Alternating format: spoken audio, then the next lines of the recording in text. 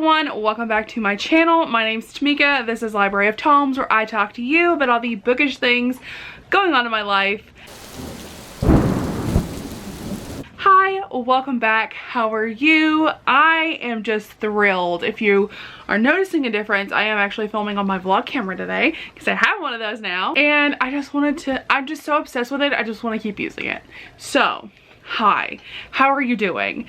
Today we are going to be going over some book recommendations. I have been wanting to do more recommendations on my channel, so you're going to be seeing a lot of those over the next couple weeks. And as you all know, I'm now reading historical romance. So today we're going to be going over some historical romances that I have loved since I started reading historical romance and that I recommend you read as well. So I have a list of 6 romances here that we're going to go over, and let's go ahead and hop on into it. So this would not be a recommendation video for historical romance if I did not include the Highland wedding series by Mary Wine.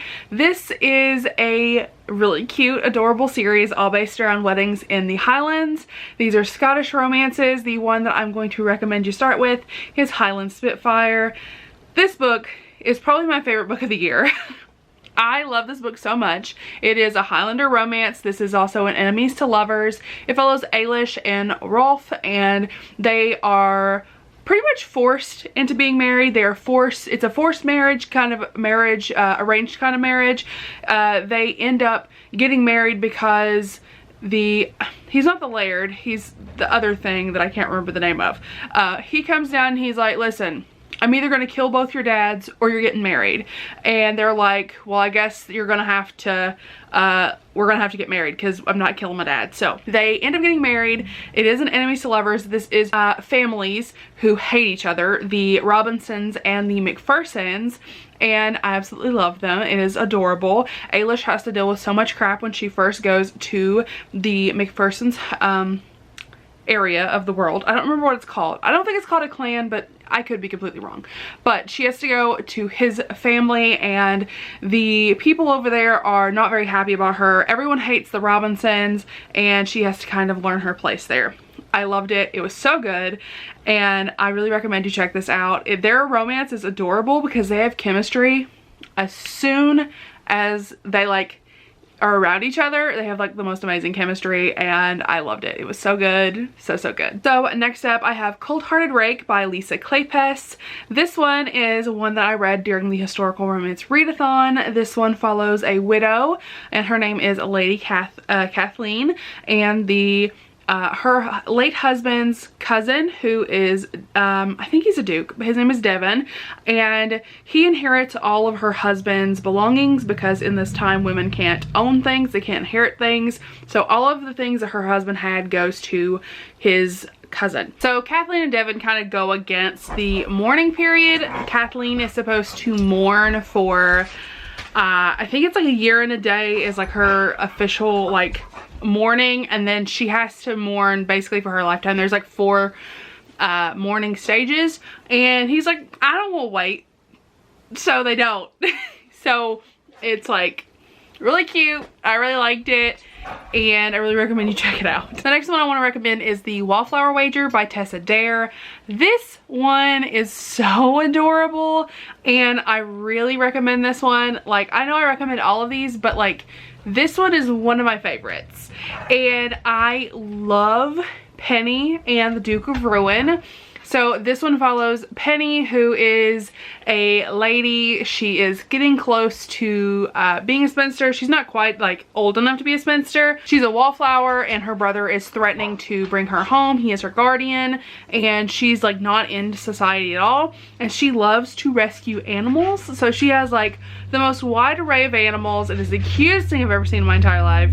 And the Duke of Ruin buys a house beside of her. So the home beside her is, he's trying to fix it up, and he finds out that there is a lady there. He decides that the property would have more value if he made it so that Penny was out and in society again, and there wasn't a bunch of animals around, and she was ready to make a proper wife. And of course, they're the cutest things in the whole world, and they fall for each other. Because why wouldn't they? So cute. As I said in my historical romance reading vlog, I stand by this statement: the Duke of Ruin can ruin me any day. Next up on my list is a recent favorite and a recent addition to this list, and that is Jewel by Beverly Jenkins. Yes, I have finally read Miss Bev. I am so happy.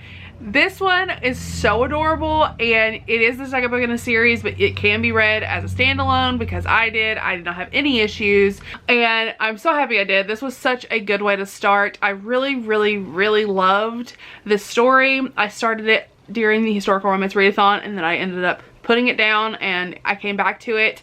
I loved this book. This one follows Eli and Jewel, and I love to describe this book because it is so over the top and I love it. So Jewel and Eli, they grew up together, kind of, not exactly, but Jewel has always had a crush on Eli. So Eli is trying to get his newspaper syndicated into this big chain so that he can have more funding and he can actually put the newspaper out and eat. So he wants to be able to, you know, be able to exist and also do this newspaper, and it's also a newspaper for Black people. So that is one of my favorite things about this book, is that it really shares on the struggles of Black people, especially in history. I don't know how accurate it is because I, one, am not a history buff, and I, two, am not a Black person, so I don't really know all the history. I'm still learning all those things. So essentially, this man comes to town who's going to syndicate the paper for Eli, and in exchange, he says he wants to meet Eli's wife because he doesn't think bachelors can properly run the paper. He doesn't think they work hard enough. He thinks they're kind of lazy. So he's like, sure, yeah, me and my wife can come down there and have dinner with you. And he thinks that's all it's going to be. So he goes to Jewel and he's like, hi, please be my wife for a night.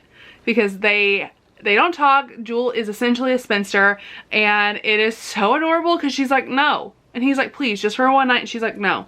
And he's like, it won't be that big of a deal, just one night. And she's like, no. So she finally agrees, and they think nothing's gonna happen. They're just gonna go to dinner. It's gonna be over with. Well, lo and behold, the man decides he's going to announce to the entire diner that Eli and his wife, Jewel, their newspaper is going to be joining the syndication for his papers. It's really cute because Jewel's like, I told you, I freaking told you. And it's a dislike because of that situation to love, but it's also a marriage of convenience because they have to get married to save her reputation. It's really cute, and I really liked it. Next up is The Beast of Besswick, and this is by Amelia Howard.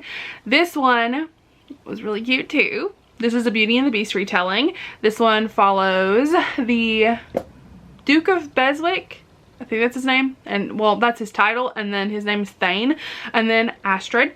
And this one is also a little complicated, but not really. So Astrid essentially doesn't like the person that is trying to marry her sister because he was originally going to marry her, but then she decided to break it off because he did some questionable things and it ruined her reputation, so now she's a spinster. So she goes to the Beast of Besswick, aka Thane, and she's like, hi, I'll give you an heir if you marry me. And essentially he's like, no. So she offers herself to be married to him, and he's like, no, but they still end up. So essentially after she proposes that they get married, she leaves, and then something brings them back together, and it's their story from there. It's really cute. There's a lot of ties to Beauty and the Beast. I don't know all of them, but when I read this, I was on the live show with Jen and Bree and Lynn and Laura. There's someone else maybe, I don't know, I think that was everyone that was on it, but they all pointed out all the Beauty and Beast stuff, and I was just over here like, it was fun, I liked it. So I could not tell you the Beauty and Beast references other than he's a scarred hero and he's a beautiful baby. So the last one on my list is A Little Light Mischief by Cat Sebastian. This one I actually said the freaking title right for. Thank God. Let's just go ahead and put it in the history books. So this is a sapphic romance between Alice and Molly. Molly is a maid. She's a former thief. It's really cute. It's a novella. It's very short. I read this in like one sitting or two, something like that, for my historical romance reading vlog. If you want to see that, I will link it in the cards. Really cute. Really recommend it. This is 3.5 in a series, but again, I did not think that it took away from it, and I do recommend you check it out. So those are all of the recommendations that I have for historical romances. If there's any recommendations you want from me, please leave them in the comments and I will try to get to them as soon as possible. And if you want more romance content, go ahead and subscribe down below if you are new. And if you want to be my friend on any other platform, all the links are in the description. Twitter, Instagram, and Goodreads all linked down below. My camera's dying. I'm sorry, I'm a little rushed. I will see you all in my next video. Bye everyone. Rosie.